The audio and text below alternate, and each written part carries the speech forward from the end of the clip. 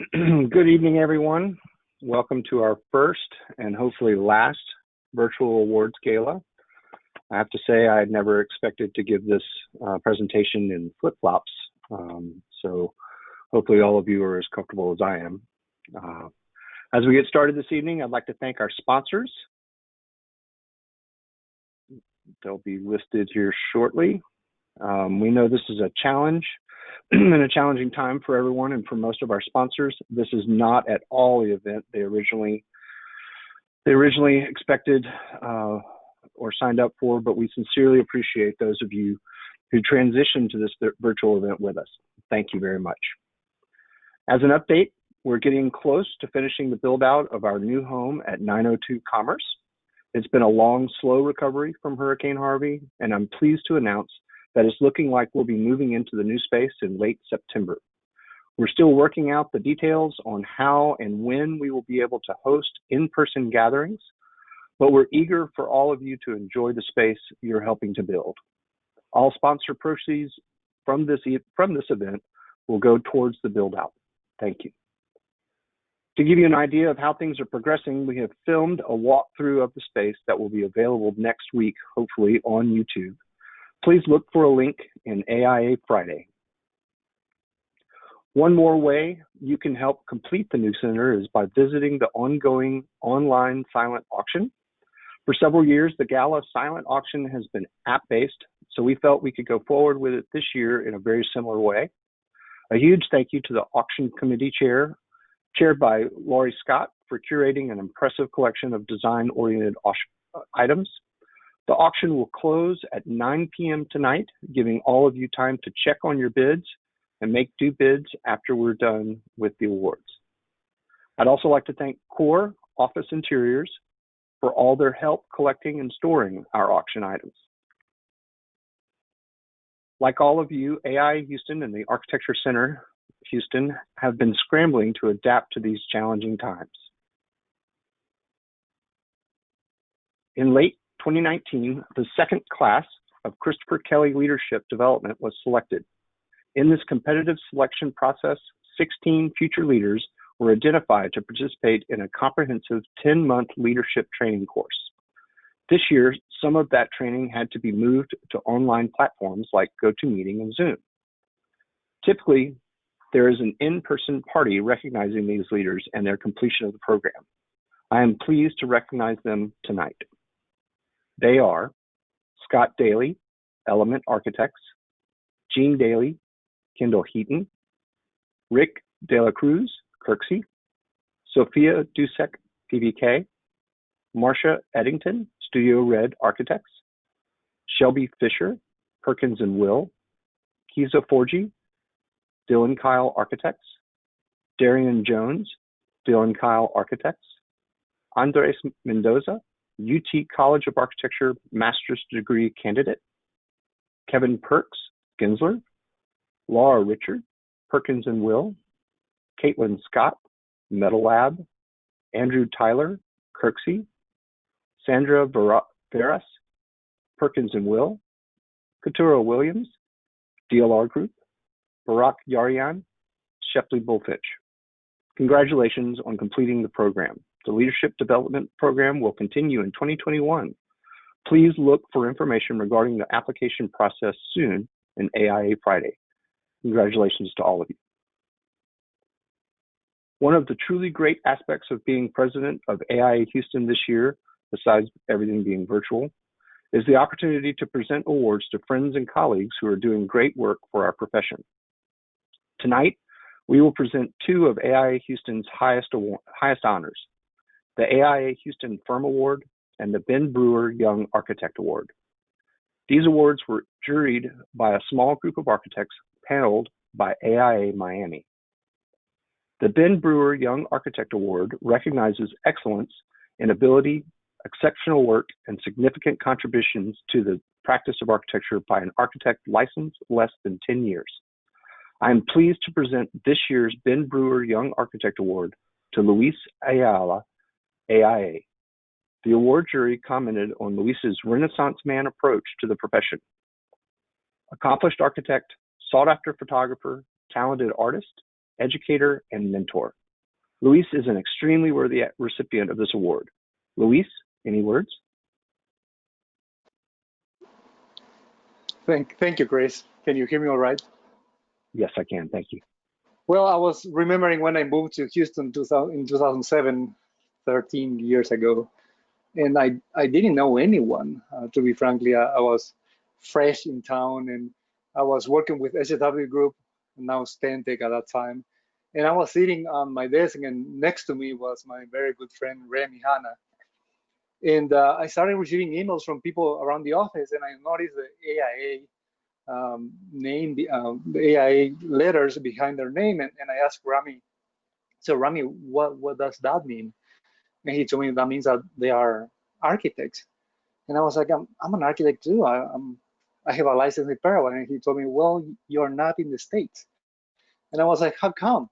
Well, you have to pass a test and all of this and that. And I was like, oh, do I have to do it again? I was like, and then I started asking people for help.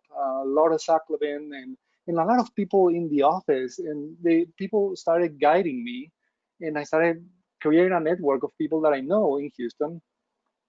And it was amazing to me to have a group of the AIA to help people like me that they were, I mean, completely foreign, outside of this country, not know a thing about how things work, and they were guiding me and always encouraged me to be better and to take the test, become a registered architect. And so for that, I'm extremely grateful, and I'm always going to be grateful to this community. And I promise to give back. That is my mission now, to help the AIA in everything that I can, and to give back everything that was given to me. So thank you, guys. Congratulations, Luis. Fantastic award. You deserve it. Now for the Firm Award. The AIA Houston Firm Award is presented annually to a Houston firm that has consistently produced distinguished architecture for a period of at least 10 years and demonstrated leadership in the profession. I am pleased to present the 2020 Firm Award to Stantec. In selecting Stantec for this award, the jury cited not only the firm's award-winning school designs, but also their community involvement, forward-thinking, research, and particularly in the areas of resilience and sustainability, and their demonstrated commitment to equity, diversity, and inclusion. Accepting the award tonight is Senior Principal and my friend, Laura Saklevin. Thank you, Chris. It is such an honor to be able to receive this award on behalf of all of my colleagues at Stantec in Houston. They do amazing work. I work with hugely talented people. I'm the cheerleader, always there to cheer them on. So proud to be a part of that team. I've worked for this company for 16 years, and through that, there's been a lot of evolution and change, particularly, 5 years ago when we became a part of Stantec. And, through all of that, one thing that has remained constant is the commitment of our team to the notion that the work that we do, that the design of the built environment has a profound impact on the people that use the buildings, and that our interactions within our communities have an impact on the future.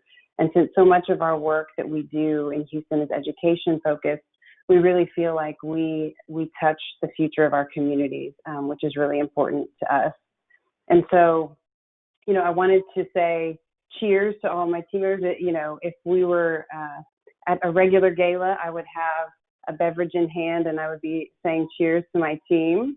So I want to say cheers to each of them, and then also say thank you to AIA for giving us the platform, even in our COVID world, to be able to celebrate each other today. Cheers.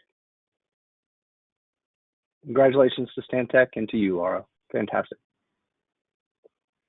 Many of you may be aware that the first exhibit at the New Architecture Center will be the 2020 Visions exhibit, put together in partnership with the City of Houston and specifically Councilmember David Robinson's office. The exhibition is planned to open online at the end of August, to correspond with the 3-year anniversary of Hurricane Harvey. It is expected to open live at the Architecture Center in October. Stantec has an exciting vision for Houston that will be part of this exhibition. Stay tuned for more information on ways you can view the exhibition and participate in the public programming associated with it. Before we get to the 2020 Design Awards, I would like to thank Sandy Veras from Perkins & Will for chairing the Design Awards Committee. Thank you, Sandy. The jury met earlier today to select this year's winners. I'd like to introduce the jurors so that they can comment on the projects as I announce them. Annie Chu, FAIA and IIDA, is an architect, interior designer, educator, and founding principal of the award-winning Chu Gooding Architects in Los Angeles. Ned Kramer, associate AIA, served until very recently as the editor-in-chief of Architect magazine. Ned is familiar with Houston, having received his architecture education at Rice. Elaine Molinar, AIA, is partner and managing director of Snowetta, based in New York. Elaine is an old friend to AIA Houston, having subbed as a juror for her husband at the last minute a few years ago on this very award gala. Thank you for joining us again, all of you. I'd like to start by asking for your general impressions of the work you saw. Did you see any trends or anything unexpected or surprising about the work going on here in Houston?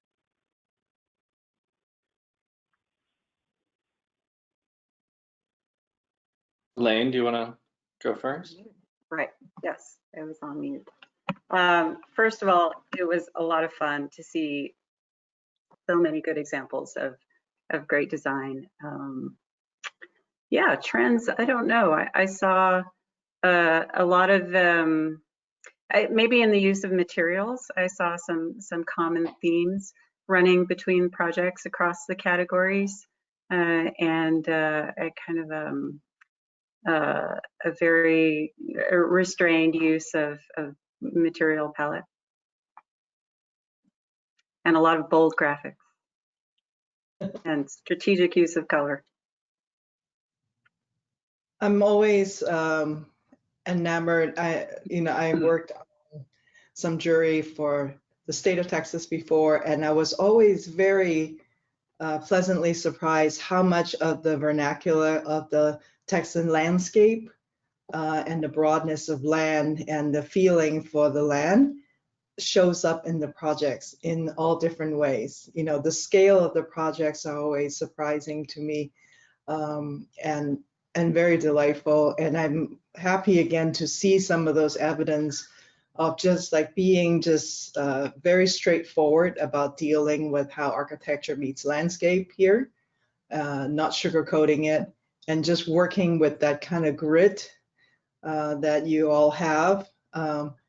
But at the same time, I'm also really delighted to see really, really refined projects. Not that that doesn't exist, but that it's like very elevated, world-class design that really works with materials and really has great control of materials and the form language and composition. And those are the things I really noted this year in looking at all the entries. It was nice too to see projects that really tapped into, Annie, you used the term kind of vernacular, but projects that tapped into a kind of the modern vernacular in Houston. So ranging from the kind of early museum work after the war up through the kind of metal shed vernacular that kind of came into being probably in the 80s. So that the work was admirably, in a sense, not trendy, but instead really kind of rooted in a sense of self, the self being Houston as a city and a place and a design community. We didn't talk, sadly, I think, much about sustainability. I know Houston's obviously an energy city, and there were really interesting takes on sustainability in some of the projects, and probably is something that AIA Houston is promoting heavily, hopefully, and AIA National as well, and definitely something that hopefully in years to come and future awards programs we'll see even more kind of sophisticated sustainability work. Agreed. And resilience, I should say. Thank you so much for your comments, and thank you for participating. We really appreciate the time that you've lent us and your observations. All right, so I know a lot of people on the call are in suspense, so let's proceed to the awards. I'll announce them, but I hope that you as jurors will comment on each as we show a brief slideshow. The slides should be the same presentation submitted to you by the firms.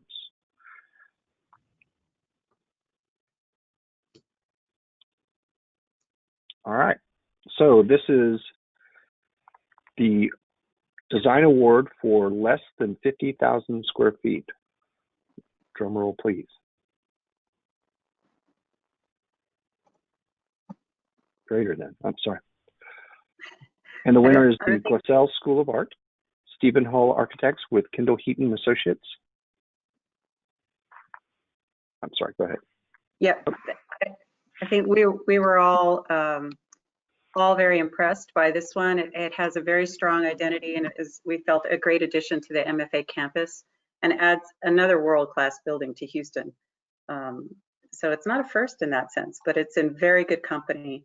The accessible green roof strengthens the connection to the museum and the garden and created just a great vantage point to be able to feel connected to that entire campus. Also, we felt that the new outdoor space added a more gracious entry sequence to the Glassell. Inside the Glassell, we were all struck by the central forum. And it's just a very clean, very powerful, very rigorous space, but at the same time, not overpowering. And we all felt that it had great opportunity for the students to allow the students to feel a strong sense of ownership over their environment. And I think we were all just very happy to see this one. Yeah, I can tell you that the roof garden is one of the best spaces in Houston to go and be a part of. It's really fantastic. Absolutely, and creates new vantage points, 4th and Noguchi as well. It really does. All right. Is this another award? Alex, you'll have to help me. I think this is a second award for architecture greater than 50,000 square feet.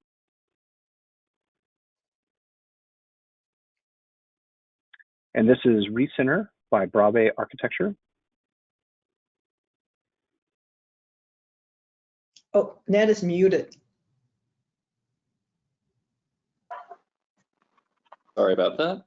All three of us were really taken by the intelligent and sensitive urbanity of Recenter, with its classically tripartite vertical organization so clearly expressed on the facade, as well as neighborly but secure elevated patio, and the color coding, which carries the logic on the facade into the interior as a form of wayfinding. The interior and exterior really showed a consistent vision and a high level of quality. And in so doing, we thought really imparted an opportunity to feel dignity and impart a sense of welcome to residents who come from among the most vulnerable demographics in Houston. They really deserve to be treated with dignity, and this architecture does so without being off-putting.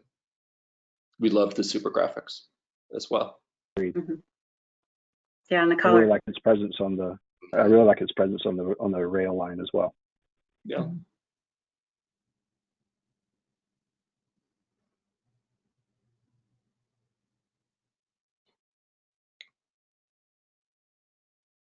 All right. The third award for the architecture greater than 50,000 square feet. Rice University Craft Hall School of Social Sciences by Rogers Partners. Annie Chu likened this project to a geode very aptly, I think, with its perimeter matrix composed of Rice University's signature St. Joe brick, opening up into a crystalline inner core, augmented by sensitive native landscaping, and a release from the rectilinear axes of the Beaux-Arts campus plan by Ralph Adams Cram. Elaine Molnar called out the beautifully figured columns at the entrance, which literally prefigure the angled geometry of that courtyard. We all appreciated the restraint and invention and sensitivity to scale and massing of the perimeter exteriors with their use of the St. Joe brick as well. I'm taking that typology of the thin building at Rice and giving it new life.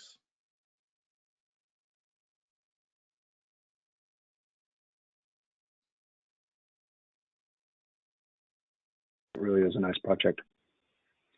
Our fourth award for architecture greater than 50,000 square feet. The Canyon View High School by DLR Group. Yeah, DLR, Canyon High School in the Arizona desert. We were all, I think, immediately struck by the strong profile that this building has against its desert setting.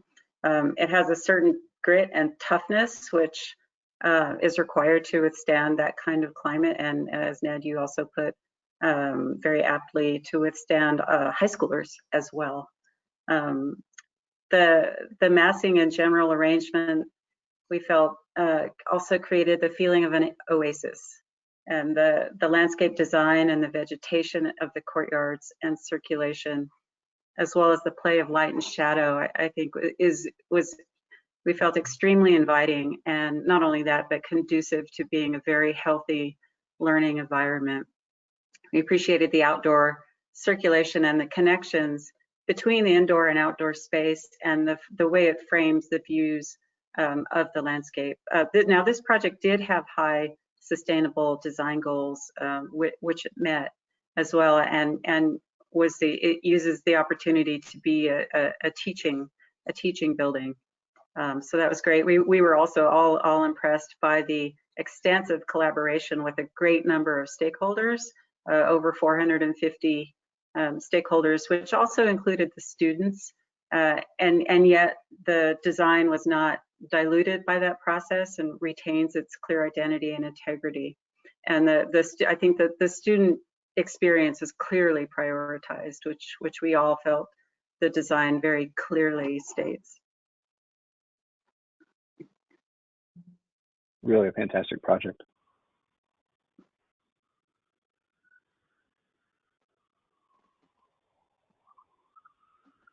All right.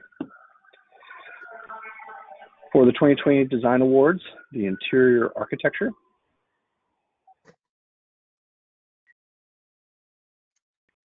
Arden Grace. Houston, right. I'm going to first architecture. For actually having to shed my academic lingo of 30 years. So, excuse me for some of that still sneaking through. But this expansive 15,000 square foot restaurant is really a fine example of how a distinguished project is delivered almost entirely just by the masterful execution of a clear concept. So the main site analysis from the designers pointed to the need for intimacy as a key to the brilliant design decisions that really masterfully deployed like 3 primary interior architecture elements. So they know that there's a 30-foot high ceiling that is going to work against intimacy. So these 3 elements, the first one is to actually go ahead and do a 30-foot high drapery on the perimeter. Then it played against this very iconic, almost Four Seasons grill room like soffit of suspended rods. done really well. You know, when you have a reference that is done really well. Those rods are spanning almost the entire length of the restaurant. And then the third element is this kind of landscape platform like center island. And that's really all there is of the three major elements that work together and created just a full range of both soaring and intimate experiences, different size gathering spaces. And it's really in this kind of deft handling of these variety of spatial conditions, just by three major elements that and the really disciplined, we like the disciplined use of material and color palette throughout this project that really delivered the design excellence. It's really, really great project. We are all kind of in agreement and in all of it. I'm looking forward to attending and having dinner there one night. It's big enough you should be able to social distance there. 15,000 square Sure. feet. Yeah. All right, for the 2020 Design Awards Residential Architecture,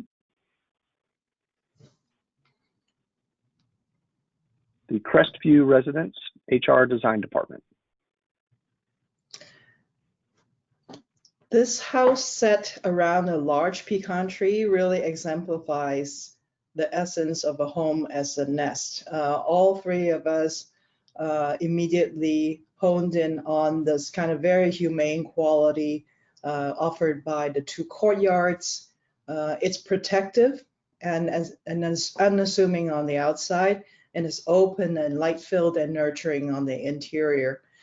It offers like a variety of spaces to live both inside and outside. So it's great use of the space of the entire lot. And there's a clear understanding of the design language in the tradition of the mid-century modern inflected courtyard houses, which is only a few generations removed from Mies van der Rohe's brick country houses. So it's got really strong roots. The rigor in that work of the architectural team is evident to all of us when we looked at the way that they held on to established datums and how and where they use certain materials consistently, and how windows and doors end within or adjoining solid wall planes. So the language is very well played, and the whole site has been planned to continually engage with the architectural experience. It's a really marvelously coherent and accomplished work. And I think all of us are fans anytime the material moves into the interior.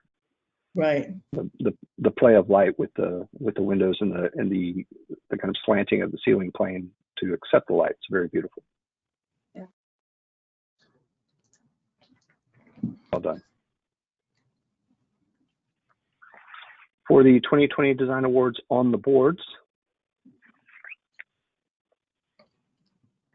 the Montrose Hotel by HR Design Department. Yeah, this was I think this project is convincing proof that the need and benefit that a small hotel in this kind of neighborhood can offer. It's not actually, that part of Dunlavey is not purely residential, so I think it's well situated next to its commercial neighbors, its coffee shops and other shopping amenities. It's a very efficiently planned. It's very modest and yet very friendly and welcoming. It's on a very tight site, and think it does quite a lot with very little. There are only 9 rooms, so there is a lot of care then that's able to a lot of care put into the details, especially like you'll see in the stair, just the play of light and shadow and that patterned screen on the street offers quite a lot. It also does have that sense of oasis as well in the courtyard, which I think we very much appreciated. It offers a lot of privacy, and yet it's also in the thick of things. It doesn't read as a commercial or a hotel structure. It fits very well into the neighborhood and its overall residential character. I'm looking forward to a staycation there. We need to get that thing built. All right, the second 2020 design awards for On the Boards. The Megathon by MC2 Architecture Studio. Architects really made a virtue out of density at this housing complex, which was designed specifically for Vietnamese seniors. And it did so while meeting a very high standard for energy efficiency, sustainability, taking into consideration flooding concerns, and also resilience.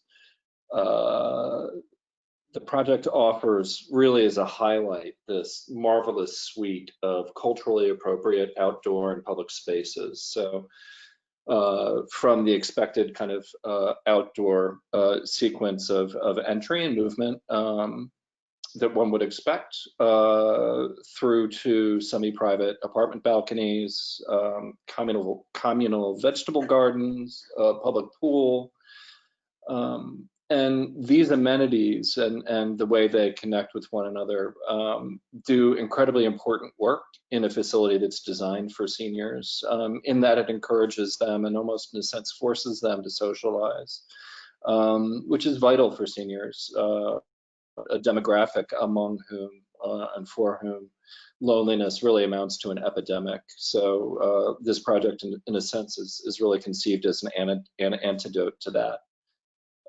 We also really greatly appreciated the formal aesthetics of the project, the clever treatment of the roof line, the sophistication of the design of the individual units, and then obviously their relationship to one another across the landscape.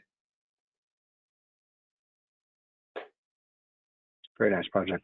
Look forward to seeing this one built as well.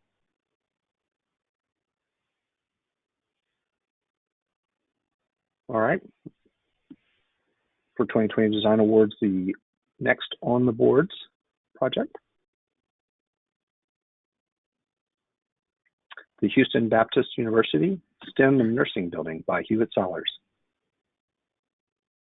As a renovation and addition to the existing Cullen Science Center on campus, we all thought that this was a very promising project that's already on its path to understand and extend the language of the campus vernacular. That new tower and the adjacent to building forms is an instigator of a new architectural language for the campus. It manages to evoke a kind of rational, almost continental architecture of the 1930s, which then introduces a kind of a almost proto-modern motif of tall columns set up against thin roofs with large area of glazing. So the way that the exterior materials are handled is already kind of being very prescient to that. The interior spaces promises to be kind of those that take advantage of the light and the setup of the formal language of rhythm and order that the exterior had shown us. And this setup of rhythm and order to organize the buildings, both as an exterior form as also an interior experience, really sets up a clear direction for the design development of what promises to be probably a very handsome and robust showcase on campus when it gets built. Thank you.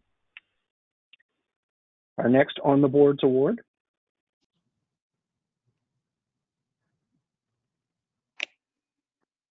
Porches House, Inflection Architecture.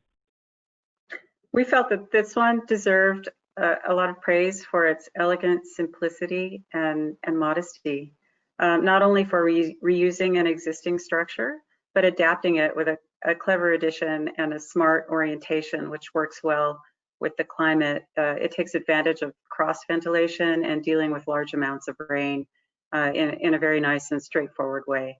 The plan is developed quite well and promotes a social interaction in the home, and with the ability to enjoy those indoor and outdoor rooms in an unassuming but much more than meets the eye. Actually, when you can really imagine the quality of life that one can experience in this house.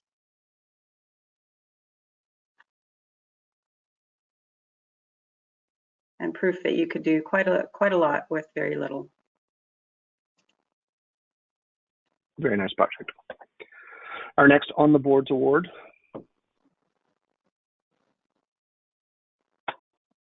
Woven Landscape, a Libro Mat by Interior Architecture UH College of Architecture Design, Cheryl Tucker de Vasquez, advisor. We really loved this project, and what an ingenious program, combining laundry for parents with activities for their kids, all contained within a rehabbed existing structure in the Third Ward, and part of the justifiably legendary Project Row Houses complex. That mashup of laundry and children's library is so smart. It allows mom or dad to keep an eye on both the wash and the family at the same time. And the articulation of that interior space, are those reading rooms or jungle gyms? The answer to that question, I think, is C, all of the above, and we just love that. The geometries are clever and culturally appropriate, and the treatment of the existing structure is smart and indeed a little bit witty, which is a quality that the architecture community doesn't always approach, and so really greatly appreciated this one. Well, and I have to give a shout out to Rick Lowe for instigating the Project Row House. What a vision. All right, the 2020 Design Awards for Renovation and Restoration, our first award for this.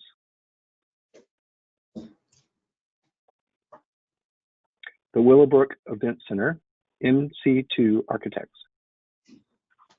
This is another wonderful adaptive reuse project that improves dramatically on a pretty forlorn early 1990s shed building, and saves some carbon in the process. You can see that shed building there. We greatly appreciated this clever use of shade structures, exterior shade structures, to soften and enliven the perimeter of the building. We also really appreciated on the exterior this wonderful, powerful procession that you can see from the framed arbor that appears in those elevations to the interior space. When I looked at it, it had a tinge of the Kimball, of that kind of entry sequence through the grove of trees at the Kimball.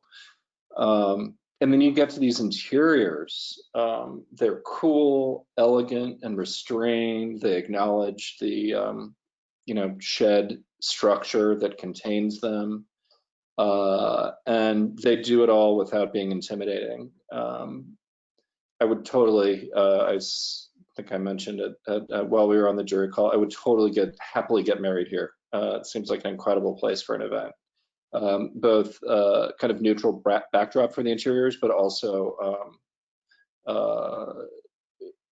rich with identity and association.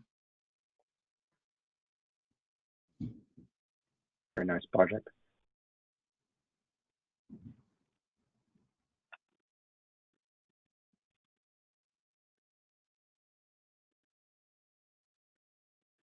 All right. The next Renovation and Restoration Award for the evening.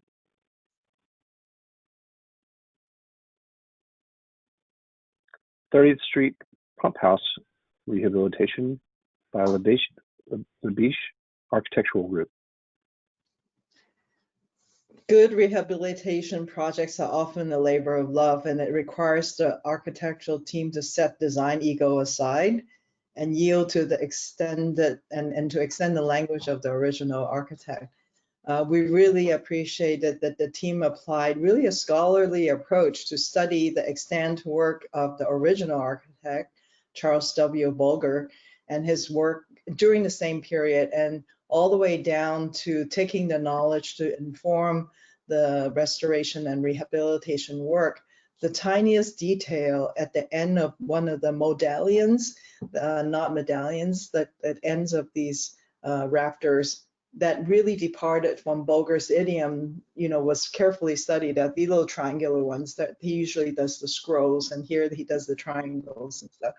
That studied approach to achieve both differentiation and compatibility with that historic language extends throughout the interior of the building. And they didn't do more than what they need to do. That's what another thing that we all appreciate was that it brought up just enough to freshen up what is already there. No doubt the second life has been breathed into this historic building and then offer it as a new resource for the community. It's a good example of a project where the architect contributed to the richness of the local architectural heritage and do it with respect. Without diluting it. That's really fantastic. All right, the 2020 Design Awards for Divine Details.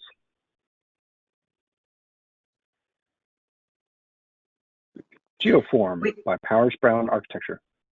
I think we were all rather intrigued by this one. You know, it's an unexpected entry along with all of its other co-entries in this category. But I think that we thought the ambition to improve the quality of finished concrete by improving the consistency of the end result and being able to deal with more complex shapes, we thought was a very, very compelling idea. And, you know, concrete is a wonderful material that most architects love to work with, but it's always a struggle, and especially when you want that pristine and precise finish. And we felt that this had a lot of potential in creating that and dealing with complex shapes. It looks like Jeffrey got his Le Corbusier on.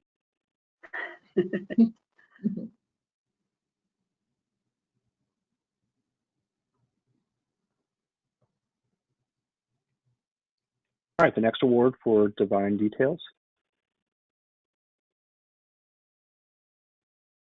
San Jacinto College Engineering and Technology Building by Kirksey Architecture. What's not to like about a concrete column that really expresses its forces, right? I mean, it's true to the program of the use of this building being an educational building for engineering and technology.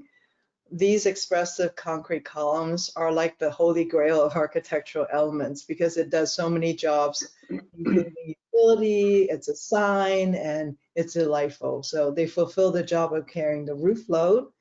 They perform as a symbol, almost a logo of the purpose of the building because of the engineering, and they offer kind of a biomorphic kind of visual delight, right? A curvature juxtaposed against the hard rectilinear character of the building. These bifurcating columns are certainly the divine detail that distinguish this project. Yeah, they're beautiful. They really are.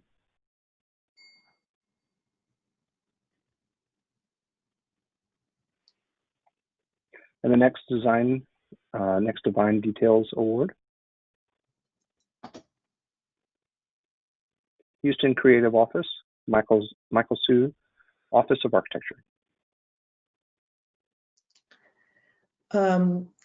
It's also important that the artist Valerie Wolf was also credited. It's a very challenging project, and to begin with for us, because we really see the power of this interior canopy as both an architectural element and a decorative element and a piece of sculpture, right? So sometimes an architectural element surprises us because it's of an unexpected material. And the dried floral sculptural canopy that anchored the conference area, you can see the conference table in the front there, of the storefront creative office did just that. It's a transformational moment in the interior experience. And it's a product of the collaboration between the design team and the artist, Valerie Wolf. And the architectural scale of that flower canopy made the space for the conference room. So it's at an architectural scale. So we think of it as a piece of architectural element. The form, the tectonic expression of how the flowers are composed is really welcoming and unexpected contrast to the furniture and just this kind of white, clean environment. It's both a delightful sculpture, a strong architectural gesture, and it extended the range of architectural materials for architects. So we thought it was quite ingenious. A very nice project. All right.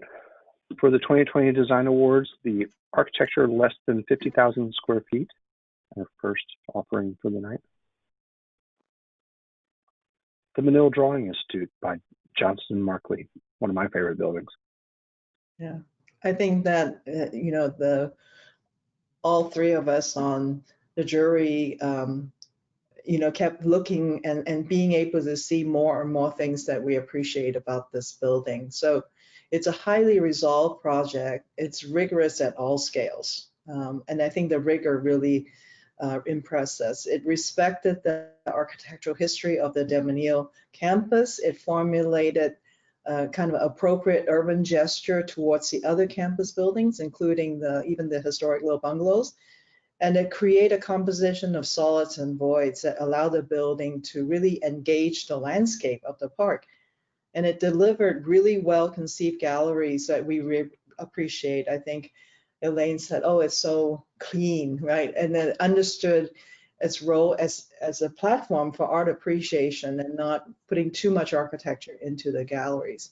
And especially distinguished for us is the handling of how you bring people in the arrival sequence that transitions. It's transition scale, it transition material, it's transition geometry, and even atmosphere, then to these neutral galleries where architecture really stepped back. And the silence in the galleries contrasted then by these experiences, these well-conceived moments of the interior landscape courtyard that brought back the memory of the exterior where you came from, right? And these plays of tension between moments within the building is what is so memorable about good architecture, and this building really delivered it. It's really a beautiful project. Stunning. Also, All right, our second award tonight for the 2020 Design Awards for architecture less than 50,000 square feet. Southwest Police Station by RDLR Architects, Associate Architects Roth Shepherd Architects. So of course, the police are in the news quite a lot lately, and there is a lot of talk about justice reform, and we felt that this offered a very welcoming community presence, more so than a punitive one, which we felt was a very, very positive, very important quality and very important message. It has revitalized the park in which it is set, which is also revives an amenity that had fallen into disrepair and crime, had a strong element of crime in the park. So that has been revived. It also has a strong community programming. They have with a lot of community participation, and also offering its community space for outside use as well. The architecture is very clean and robust, and the interior holds up very well. The interior and the exterior are very well integrated, and we felt hung together in a very positive way. And we felt that this was a very good expression of its ambition to promote more positive justice policies. The slide presentation really represents the building very well as well. Yeah. All right, our next architecture less than 50,000 square feet award. Our Lady of Guadalupe Parish Hall by Brave Architecture. This project really does something wonderfully with what I think we can all safely assume is a modest budget. It really, in my mind, functioned like a 21st century monastery with that kind of characteristic principled adherence to modesty and truth through beauty.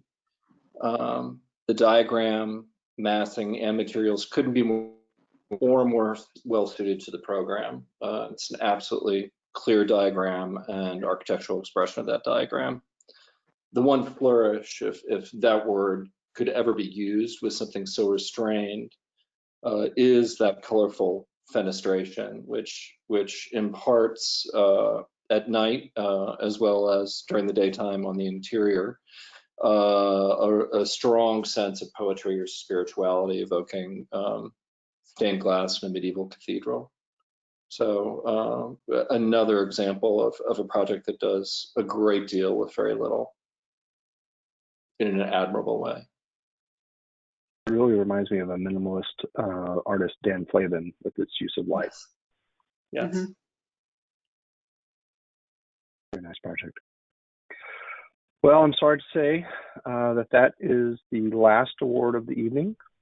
I want to thank you, jurors, for spending time with us and reviewing our projects. Thank you very much for all of your participation. I know that if we could all be together in person, everyone would join me in a sustained round of applause for your work and your insights today. A huge thank you to the three of you. Thank you. It It's was a pleasure. Thank you. It's been our honor. Thank you to all of our sponsors tonight, and congratulations to our award winners. Don't forget to download the app for the bidding that will be ending in about 2 hours. If you're bidding against me, stop, please. Let's see. Thank you and congratulations to tonight's honorees. I hope that you all remain safe and well. Please take care, and thank you. Thank you. Good night. Good night, everyone.